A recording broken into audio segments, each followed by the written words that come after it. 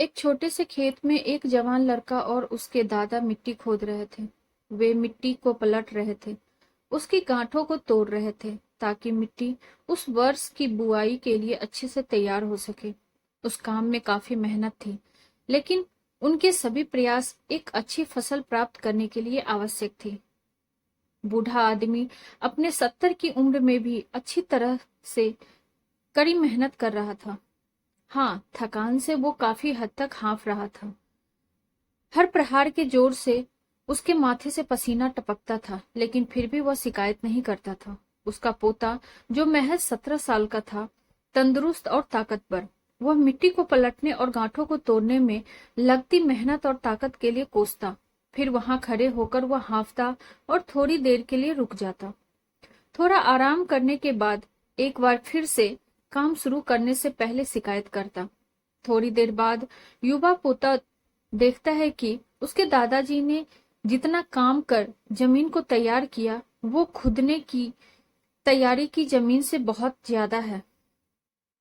दादाजी, जब आप इतने बूढ़े हो, फिर भी आपने मुझसे इतना अधिक काम कैसे किया? पोता अपने दादा से पूछता है।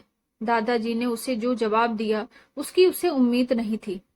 जब हम किसी काम को मुश्किल मानते हैं और उसके बारे में ज्यादा सोचते हैं तो सच में मुश्किल हो जाता है, और हम बिना सोचे जब उसे करते हैं और करते ही रहते हैं तो वो आसान हो जाता है। पोता थोड़ा अचंभित हो जाता है। इसीलिए दादाजी अपनी बात जारी रखते हैं।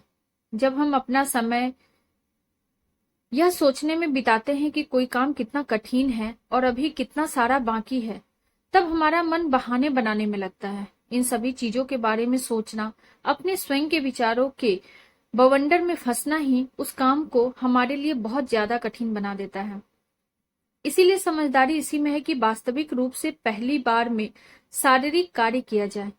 जब आप तय किए काम के बारे में ज्यादा सोचते हैं और अपने दिमाग को नकारात्मक विचारों पर ध्यान केंद्रित करने की अनुमति देते हैं, तो आपकी गति उस काम को करने के लिए अपने आप धीमी हो जाती है। अगर आपको किसी भी काम के दौरान सकारात्मक बनाए रखना चाहते हैं, तो आपको तुरंत उस काम को शुरू करना चाहिए, और अगर देखना और सोचना है तो जितना आप आगे बढ़ें, यानी कि जितना काम आपने अच्छे से खत्म कर लिया उसे देखें, न कि जो बाकी है उसके बारे में विचार करें। ऐसा करने से एक सुखद और सकारात्मक एहसास आपको उस काम को लगातार करते रहने की ऊर्जा देता है।